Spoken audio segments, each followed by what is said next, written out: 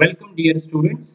आज का जो हमारा टॉपिक है, जो हमें पढ़ना है, उसका नाम है क्वाड्रेचर। तो सबसे पहले हम क्या करते हैं, क्वाड्रेचर की टाइटल डाल देते हैं।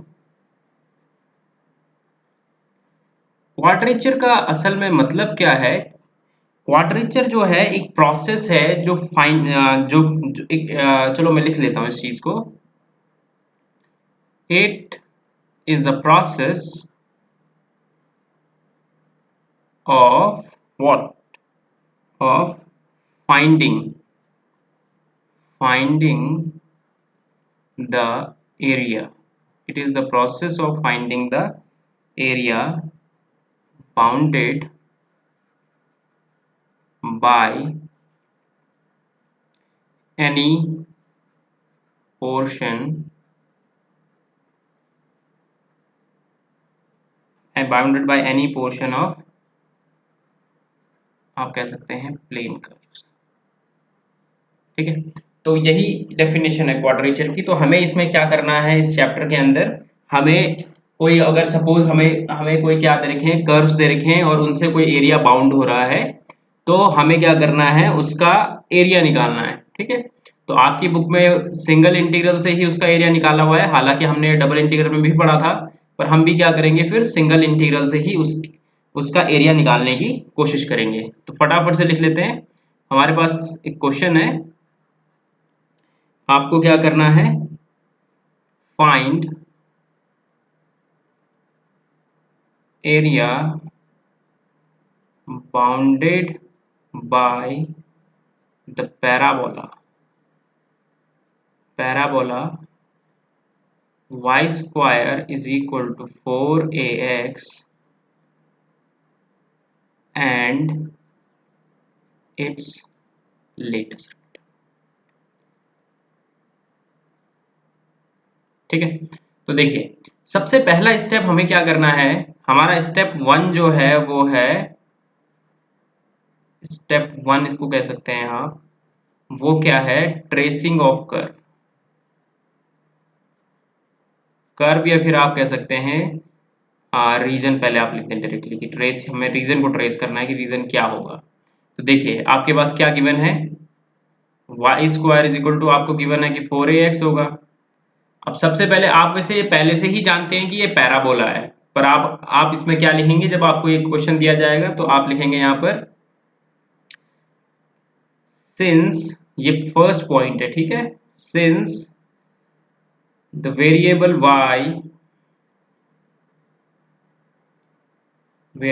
y has even power, thus curve is symmetric about x axis। ठीक है, तो आपने देखा कि यहाँ पर ये हमें कर्व ट्रेसिंग का यूज कर रहा हूँ, जो आप पढ़ चुके हैं पहले से ही। कर्व ट्रेसिंग में हमने क्या पढ़ा है कि अगर आपके पास सपोज कोई वेरिएबल है और उसके ऊपर इवन पावर है, तो उस वो क्या है कि वो सिमेट्रिक होता है अबाउट एक्स एक्सिस। तो सपोज y है तो वो एक्स एक्सिस के अबाउट हो जाएगा, और x है तो वो y एक्सिस के अबाउट सिमेट्रिक हो जाएगा। दूसरा आपने देखा x is equal to 0 and y is equal to 0 satisfy करता है किसको, इस इक्वेशन को मैं नाम दे देता हूँ 1। चलिए 1 ना देकर इसको नाम दे देते हैं a, सेटिस्फाइज a। तो क्योंकि ये सेटिस्फाई करता है a को, देखो आप रख के देखो, अगर आपने x इज इक्वल टू 0 रखा तो y इज इक्वल टू 0 अपने आप आ गया। तो that means curve passes through origin। ठीक है, आ जाइए अब थर्ड पॉइंट पे आते हैं। अब ये चीज हो गई। अब आपने देखा कि आपको क्या है, ये रखा है। अब यहाँ पर आप देख लीजिए कि लेटेस्ट रेक्टम क्या है। लेटेस्ट रेक्टम भी आपके पास था, उसको मैं मान लेता हूँ बी कर्व। तो आपको ये याद होना चाहिए कि अगर कोई गिवन पैराबोला है y square is equal to 4ax, तो उसका जो लेटेस्ट रेक्टम होता है वो होता है x is equal to a। इस इक्वेशन को मैं मान लेता हूँ बी। ठीक है, तो ये x इज इक्वल टू ए जो है ये दूसरा कर्व है हमारा और ये फर्स्ट नंबर कर्व है, ठीक है। तो आपने देखा कि at x is equal to a y कितना है आपके पास, y is equal to plus minus 2a। तो इतनी चीजें हमने नोटिस करी, उसके बाद हम क्या कर सकते हैं, इसको ट्रेस कर सकते हैं जो हमारा रीजन है। तो आइए इसको ट्रेस करते हैं फटाफट से। तो ये आपका पैराबोला हो गया, ठीक है। और ये x is equal to a की लाइन होगी, ये लाइन है x is equal to a, ये है y square is equal to 4ax। तो ये आपके पास क्या है, ओके, ठीक है। तो ये रीजन है आपके पास, ठीक है। अब आपने कहा ये कि कर्व जो है वो सिमेट्रिक अबाउट एक्स एक्सिस के, इसका मतलब क्या है कि अगर मैं सिर्फ ये अपर लेयर, अपर हाफ जो है ये रीजन, अपर हाफ रीजन, इसी का एरिया निकालूंगा तो हमारा काम हो जाएगा। हम उसी का क्या कर देंगे, ट्वाइस कर लेंगे नीचे वाले को निकालने के लिए। तो हमारा एरिया जो है, एरिया निकालने का प्रोसेस क्या है कि आप सबसे पहले एक स्ट्रिप लें, ठीक है। तो मैंने ये एक स्ट्रिप ले ली, ये खैर आपने पढ़ा हुआ है, ये रिपीट हो रहा है यहाँ पर। बस यहाँ पर इंपॉर्टेंस किस चीज की है, कर्व को ट्रेस करने की। ये तो बहुत इजी कर्व था, लेकिन कुछ टफ कर्व भी हम करेंगे, उसको ट्रेस करना थोड़ा सा मुश्किल है।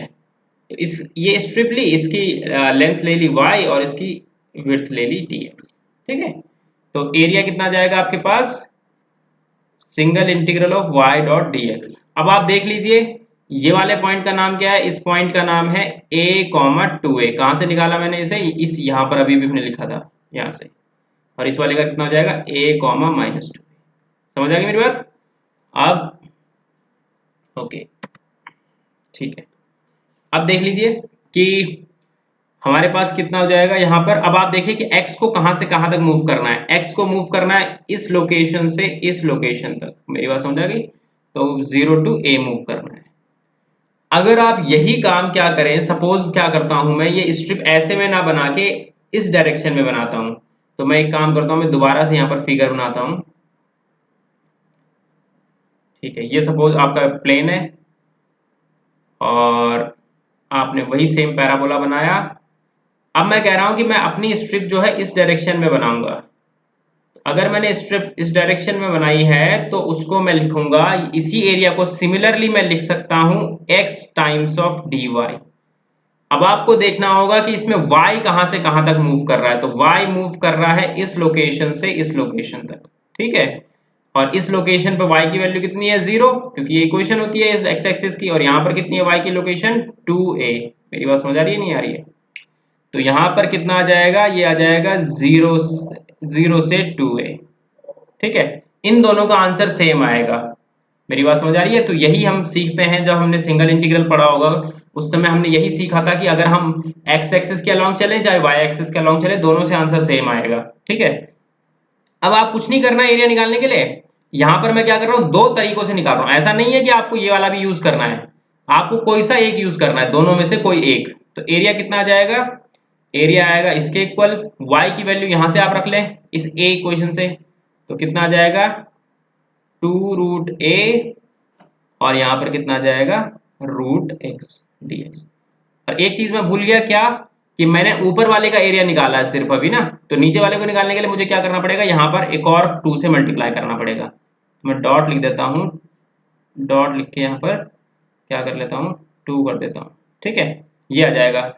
अब सिमिलरली आप इसको जब सॉल्व करेंगे तो यहाँ पर आप x की वैल्यू निकालनी है। तो x की वैल्यू कितनी आएगी यहाँ से, y²/4a,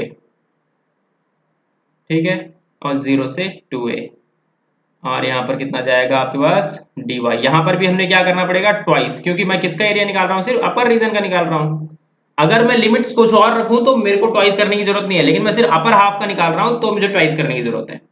तो ये हमने देखा कि ये कंप्लीटली दो अलग अलग तरीके हैं सेम एरिया को निकालने के लिए। फर्स्ट तरीका ये हो गया, और सेकंड ये पीछे वाला हो गया। समझ आ गई मेरी बात, ये सेकंड नंबर हो गया। तो अब आप तो आपको कुछ नहीं करना है, आपको बस इसे इंटीग्रेट कराना है। वाई स्क्वायर का इंटीग्रेशन कितना होता है, y³ by 3। और जब आप उसमें लिमिट रख देंगे तो फाइनली आपको पता चलेगा कि दोनों से आंसर कितना आ रहा है, 8/3 a क्यूब। तो ये है, यही आपका आंसर हो जाएगा। समझ आ गई मेरी बात। तो अगर आपको कभी भी एरिया निकालना हो किसी भी दो कर्व के बीच में तो फॉर्मूला क्या है, वाई डी एक्स या फिर एक्स डी वाई, वो डिपेंड करता है आप किसको चूज करते हैं। बहुत बार ऐसा होता है कि वाई डी एक्स करने से आसान पड़ता है और कभी कभार ऐसा होता है कि एक्स डी वाई करने से आसान पड़ता है। तो मैंने दोनों से करके दिखाया आपको, ताकि इन फ्यूचर अगर आपको कोई ऐसा क्वेश्चन मिले जिसमें वाई डी एक्स से प्रॉब्लम हो, हम जनरली इसी को यूज करेंगे। अगर इससे प्रॉब्लम हो रही है आपको तो फिर आपको एक्स डी वाई यूज करना पड़ेगा। मेरी बात समझ आ रही है?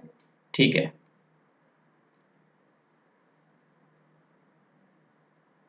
चलिए अब हम एक और एग्जांपल कर लेते हैं। वो उस एग्जांपल में हमें क्या निकालना है, देख लीजिए। इस एग्जांपल में हमें करना है find the area of ellipse. ठीक है, तो फटाफट से कर लेते हैं। इलिप्स क्या दे रखा है हमारे पास, x square by a square given है हमें, ठीक है। Y square by b square is equal to 1। तो सबसे पहले आपको क्या करना है, कर्व को ट्रेस करना है। ये दो बहुत इजी इजी एग्जांपल मैं इसलिए करवा रहा हूं ताकि आपको जो टफ वाला है उसमें डिफिकल्टी ना आए, क्योंकि हर कर्व में आपको सबसे पहले, हर किसी में आपको सबसे पहले कर्व को ट्रेस करना है। ठीक है, तो चलिए देखते हैं। सबसे पहला स्टेप है कर्व ट्रेसिंग, ये स्टेप नंबर 1 है। स्टेप नंबर 2 क्या है, आप एरिया निकालेंगे ट्रेस करने के बाद। तो सबसे पहले कर्व को ट्रेस करना है। तो आपने देखा यहां पर, तो यहां पर देखिए कि x and y contains even degree, दोनों के दोनों इवन डिग्री कंटेन करते हैं, इवन डिग्री। ठीक है, दोनों के दोनों इवन, ओनली वेरिएबल है, मतलब उसमें और की ऐसा नहीं है कि वो और डिग्री भी कंटेन कर रहा है। x दोनों के दोनों इवन कर रहे हैं सिर्फ, और कुछ नहीं कर रहा है, इसलिए मैं दोनों को दोनों लिख रहा हूं। x and y contain even degree, thus curve is symmetric about both axis. X हो चाहे वाई हो, दोनों के अबाउट क्या है, वो सिमेट्रिक है। अब हमारे पास देख लीजिए ये फर्स्ट पॉइंट था। अब सेकंड पॉइंट आप देख लीजिए कि आपने क्या देखा यहाँ पर कि अगर आपने एक्स को 0 रखा, देखो अब सबसे पहले तो क्लियर हो रहा है कि curve does not passes through origin. क्यों क्यों नहीं पास हो रहा है, जरा सोचो। Curve does not pass through origin, क्यों नहीं पास हो रहा है, सबसे पहले देख लीजिए। क्योंकि अगर आपने x को 0 रखा और y को 0 रखा तो 0 इज नॉट इक्वल टू 1। तो यहां से पता लग रहा है, मैं अगर आपको चेक करना है कि कर्व ओरिजिन से पास कर रहा है या नहीं कर रहा है, उस चीज के लिए आप x को 0 रखें और y को भी 0 रखें, तो आपको पता लग जाएगा। अगर इक्वेशन सेटिस्फाई हो रही है तो मतलब क्या है, वो पास करेगा। थर्ड, अगर आपने x को 0 रखा तो आपको कितना मिलेगा, y। This will imply y is equal to plus minus b। और अगर आपने y को 0 रखा तो आपको पता लगेगा कि आपका जो x है वो कितना है, प्लस माइनस b है। ठीक है, समझ आ गया आप? तो ये क्या है आपके पास, आपका कर्व इन दोनों पॉइंट्स, ये जो पॉइंट्स है इनसे पास हो रहा है, दैट इज, यहां पर मैं एक साथ लिख देता हूं, कर्व पासेज थ्रू, देखो 0 comma b, 0 comma minus b, इनसे पास कर रहा है। और किससे पास कर रहा है, यहाँ पर, सॉरी यहाँ पर गलती से मैंने बी लिख दिया, ये ए आएगा। अगर आपने y इज इक्वल टू 0 यहाँ रखा तो x की वैल्यू कितनी आएगी, प्लस माइनस ए आएगी ना। यहाँ पर कितना जाएगा फिर, a comma 0, a comma minus A comma 0। ठीक है, तो ये 4 पॉइंट्स हैं जिनसे आपका कर्व पास कर रहा है। तो फटाफट से आ जाइए, ड्रॉ कर लेते हैं इसको। ठीक है, ओरिजिन से पास नहीं हो रहा है पर आपका कर्व ऐसा है जो चारों एक्सिस के अबाउट सिमेट्रिक है। सपोज ये a कॉमा 0 है, ये माइनस ए कॉमा 0 है, इसे आप माइनस ए कॉमा 0 बोल दें। फिर यहाँ पर कितना जाएगा, 0 कॉमा बी, यहाँ पर कितना जाएगा, 0 कॉमा माइनस बी, ये आ गया। अब आप देख लीजिए कि ये आपका आ गया। अब आपको देखो इस तरीके, थोड़ा सा, चलिए मैं थोड़ा सा पॉइंट चेंज कर दूंगा। इस तरीके से बन रहा है आपको कर्व या नहीं बन रहा, क्योंकि कर्व इनसे पास करेगा ही करेगा। इसको आप फिलहाल के लिए उतना मान ले, ठीक है। ये पॉइंट जो है ये वाला पॉइंट है, समझ आ गई मेरी बात? ठीक है, ये आपका इलिप्स बन गया क्योंकि ये इन पॉइंट से पास हो रहा था, चारों एक्सिस के अबाउट सिमेट्रिक है। देखो ये जो है यही सेम इस तरफ है, इसका मतलब वाई एक्सिस के अबाउट सिमेट्रिक है। ये जो है यही इसके अबाउट सिमेट्रिक है, तो इसका मतलब क्या हो गया कि ये चारों एक्सिस के अबाउट क्या हो जाएगा, सिमेट्रिक हो जाएगा। ठीक है, चलिए अब हम फटाफट से इसका एरिया निकाल लेते हैं। तो इस बार मैं सिंगल ही उससे एरिया निकालूंगा, तो मैं क्या लिखूंगा, एरिया। स्टेप नंबर 2 है ये हमारा। स्टेप 2 में हम एरिया निकालते हैं, तो एरिया कितना जाएगा आपका, एरिया आपका आ जाएगा integral of y d x. ठीक है, y की वैल्यू आप कहाँ से निकालेंगे, इस इक्वेशन को आप अपनी स्टार इक्वेशन मान लेंगे। इस स्टार इक्वेशन से y की वैल्यू निकालें जरा जल्दी से, तो कितनी आ जाएगी आपकी y की वैल्यू, ये आ जाएगी 1 minus x square by a square, और यहाँ पर आ जाएगा बाहर से b। ठीक है, फिर से मैं वही करूंगा कि मैं सिर्फ इस रीजन का एरिया निकाल लेता हूँ और उसको 4 से मल्टीप्लाई करा देता हूँ। ऐसा करने से क्या होगा, ऐसा करने से ये होगा कि हमारे पास लिमिट्स का हमें ज़्यादा सोचना नहीं पड़ेगा, हमें सिर्फ फर्स्ट उसकी लिमिट का देखना है। यहाँ पर कितना है dx। अब आप देख लीजिए x कहाँ से कहाँ मूव कर रहा है, x यहाँ से लेकर यहाँ तक मूव कर रहा है, तो दैट मीन्स 0 से a आपका यहाँ पर क्या आ जाएगा, लिमिट आ जाएगी। अब आप a स्क्वायर को यहाँ पर एलसीएम ले लीजिए, तो कितना जाएगा, b by a 0 to a square minus x square dx। ठीक है, अब देखो ये जो फॉर्मूला है, इस ये जो यहाँ पर इंटीग्रल लिखा है, इसका हमारे पास डायरेक्ट फॉर्मूला है जो हमने इंटरमीडिएट क्लास में पढ़ा है। तो मैं उस फॉर्मूले को डायरेक्टली यहाँ पर क्या कर देता हूँ, आपके सामने लिख लेता हूँ ताकि आप उसको कैलकुलेट कर पाए। इसका इंटीग्रल हमें डायरेक्टली पता होता है फ्रॉम क्लास 12, आप बुक में भी देख सकते हैं। तो कितना आता है वो, x by 2 under root a square minus x square plus a square by 2, यहाँ पर आता है sine inverse x by a. ठीक है, अच्छा, और यहाँ पर कितना है, 0 टू a है लिमिट। अब आप देखिए कि मैं गलती कर चुका हूँ, क्यों, क्योंकि मैंने फर्स्ट उसका यूज करा है, फर्स्ट उसमें निकाला है ना एरिया, समझ आ गया मेरी बात। तो यहाँ पर 4 टाइम्स से मल्टीप्लाई कराना जरूरी था, तो ये 4b बाई ए आएगा। जब आप यहाँ पर लिमिट्स को रखेंगे और फिर कैलकुलेट करेंगे, ये कंप्लीटली कैलकुलेशन का काम है, तो आप पाएंगे कि आपका जो आंसर है वो कितना है, पाई ए बी, ये आपका आंसर है। समझ आ रही है मेरी बात या नहीं आ रही है? तो इस तरीके से क्या कर सकते हैं हम, इस तरीके से हम इंटीग्रल को इस तरीके से हम एरिया निकाल सकते हैं किसी रीजन का। ठीक है, हम किसका यूज कर रहे हैं इस समय, सिंगल इंटीग्रल का। ठीक है, तो अभी तो अब तो इक्वेशन बहुत ही इजी थे, आपने डायरेक्टली ही उसे सॉल्व कर लिया। अब हमें क्या करना होगा, थोड़ा सा जो टफ कर्व्स हैं उनका इंटीग्रल आपको सॉल्व करना होगा। तो हम क्या करते हैं, उसके लिए एक अलग से वीडियो बना लेते हैं, इस लेक्चर को यहीं पर खत्म करते हैं। ठीक है।